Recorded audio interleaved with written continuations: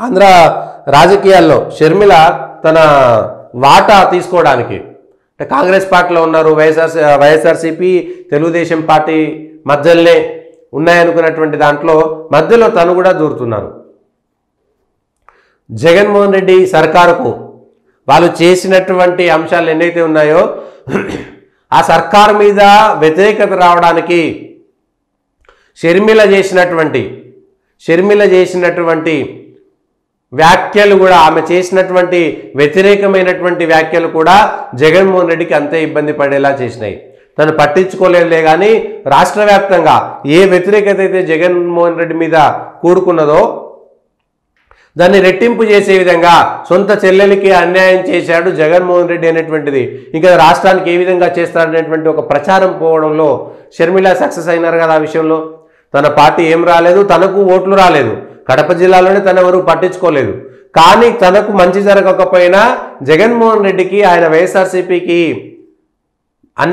లేకపోతే ఇబ్బంది కలిగించడంలో మాత్రం షర్మిల చాలా సక్సెస్ అయ్యారు. తద్వారా జగన్మోహన్ రెడ్డి ఓడిపోతున్నాడు కాబట్టి ఖచ్చితంగా మనం ఎవరైతే వ్యతిరేకత ఉన్నారో వాళ్ళంతా తెలుగుదేశం పార్టీ కూటమి వైపుకు, ఎన్డీఏ కూటమి వైపుకు మొగ్గు చూపడంలో కొంత మేరకు అంటే ఆల్రెడీ కష్టాల్లో ఉన్నటువంటి నీళ్ళలో మునిగినటువంటి జగన్మోహన్ రెడ్డి ఇంకా లోపలికి ముంచడంలో షర్మిల ప్రచారం కొంత మేరకు ఉపయోగపడింది అనేటువంటిది నిజంగా సత్యం. మళ్ళీ ఇవాళ అదే మాట చెప్తున్నారు మాజీ షర్మిల.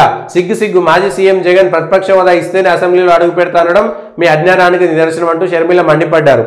అసెంబ్లీకి పోనడాన్ని మించిన పిరికితనము, చేతకానితనము, అహంకారం ఎక్కడా కనపడవు, వినపడవు. మోసం చేయడం మీకేం కొత్త ఏమి కాదు. కానీ మిమ్మల్ని ఎన్నుకుని అసెంబ్లీకి పంపిన ప్రజలను ఇంత వెర్రిగా వింతగా మోసం చేయడము, ఓట్లు వేసిన ప్రజలను అవమానించడం మీకే చెల్లింది.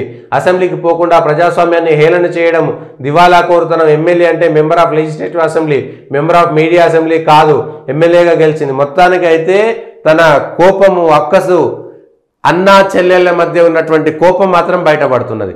ఈ విషయంలో షర్మిలతో రాజీ పడమో లేకపోతే షర్మిలకు సంబంధించినటువంటి కుటుంబాన్ని తల్లి వైఎస్ విజయమ్మ కానీ లేకపోతే వాళ్ళ కుటుంబ సభ్యులు కానీ ఎవరు సొంత అన్నా చెల్లెళ్ళ మధ్యన ఈ తేడాలు వచ్చినప్పుడు వెంటనే గమనించి దాన్ని కాపాడడంలో విఫలమయ్యారో ఇవాళ అంతే తగిన శాస్తి అనుభవిస్తున్నారు వైఎస్ఆర్సీపీ నాయకులు.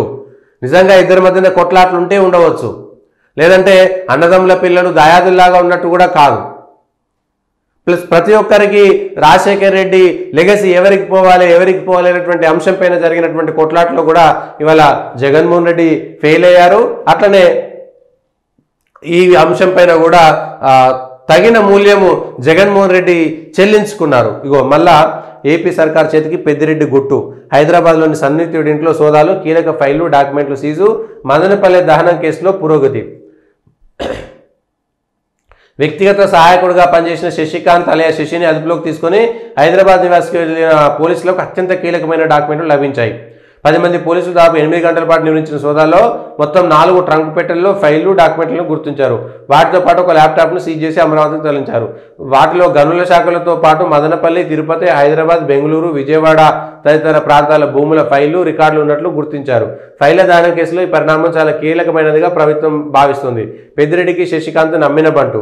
జగన్ ప్రభుత్వంలో గనులు, అటవీ శాఖలకు సంబంధించినటువంటి మంత్రిగా ఉన్నప్పటికీ అసలు మంత్రిగా శశినే వ్యవహరించాడని అధికార వర్గాలు చెబుతున్నాయి. విజిలెన్స్ దాడులు, వసూళ్లు, బదిలీలు, పదోన్నతుల వ్యవహారంలో గోల్బాలు, వ్యాపారులను బెదిరించడం, అడ్డగోలుగా లెటర్ ఆఫ్ ఇంటెంట్లు ఇప్పించడాన్ని ఆయనపై ఫిర్యాదులు ఉన్నాయి.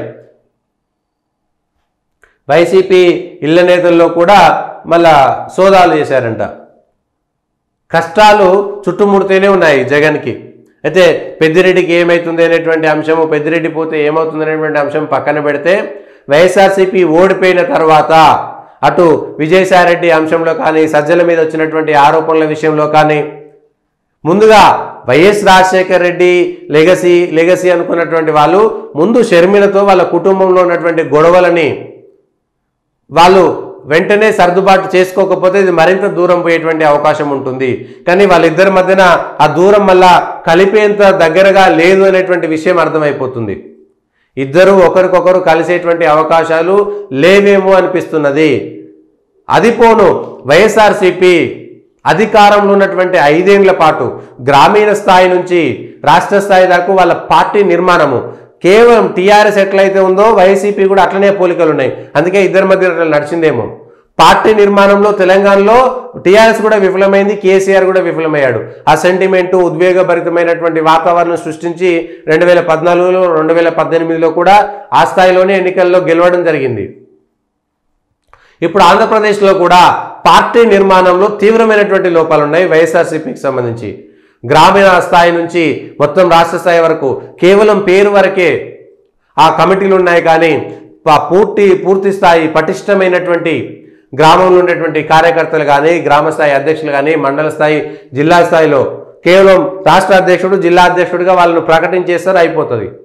కానీ ప్రతి చోట పార్టీకి వెన్నుదన్నుగా ఉండాల్సినటువంటి కార్యకర్తలు, ఆ పార్టీ పెట్టినప్పటి నుంచి ఇప్పటిదాకా ఉన్నటువంటి కార్యకర్తలకు అండదండగా ఉండాల్సినది పక్కకు పోయి గ్రామాల్లో వైఎస్ఆర్సీపీకి సంబంధించినటువంటి కార్యకర్తలకు సరైనటువంటి గుర్తింపు లేదు, గ్రామ స్థాయి, మండల స్థాయి నాయకులకు సరైనటువంటి గుర్తింపు రాలేదు, అవకాశాలు రాలేదు అనేటువంటిది నిజమైనటువంటి అంశం. ఆ పార్టీలో జరిగేటువంటి చర్చే అది. పార్టీ నిర్మాణంలో జగన్మోహన్ రెడ్డి విఫలమయ్యారు. నేను బటన్ నొక్కితే నిధుల వరద వెళ్ళిపోతుంది, సంక్షేమకు సంబంధించినటువంటి పథకాలు కింది దాకా వెళ్ళిపోతాయి, ఆ సంక్షేమ పథకాలు చూసి ఓట్లకి ఇన్ని డబ్బులు వెళ్ళిపోయినాయి కాబట్టి మళ్ళీ మనకు ఓట్లు వచ్చేస్తాయనేటువంటి ఒక మాట ఆ చీకట్లో ఉండిపోయారు తప్పితే పార్టీ నిర్మాణం జరగాలి, పార్టీ పోరాటం చేయాలి అనేటువంటి అంశాన్ని మొత్తం పక్కన పెట్టారు. అది బీఆర్ఎస్లోనూ అదే జరిగింది, అక్కడ వైఎస్ఆర్సీపీలోనూ అదే జరిగింది. అదే వైఎస్ఆర్సీపీకి వాళ్ళ పెద్ద ఎదురు దెబ్బ.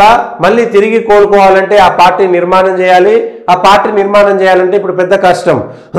అధికారంలో రాకముందంటే జగన్ అధికారంలోకి వస్తాడేమో, మనకేమైనా జరుగుతుందేమోనో, నలుగురు వెనక్కి రావడానికి అవకాశం ఉంటుంది. ఇప్పుడు అధికారంకి వచ్చిన తర్వాత మమ్మల్ని పట్టించుకోలేదు, 5 ఏళ్ల పాటు అధికారంలో ఉండి ఎవరో వాళ్ళు పైరవికారులు, ముఖ్యమైనటువంటి నాయకులే బాగుపడ్డారు, కానీ మాకు ఎక్కడ న్యాయం జరిగింది అనేటువంటి అంశం పైన ఇప్పుడు ప్రతి ఒక్కరు చర్చ తీసుకొస్తారు.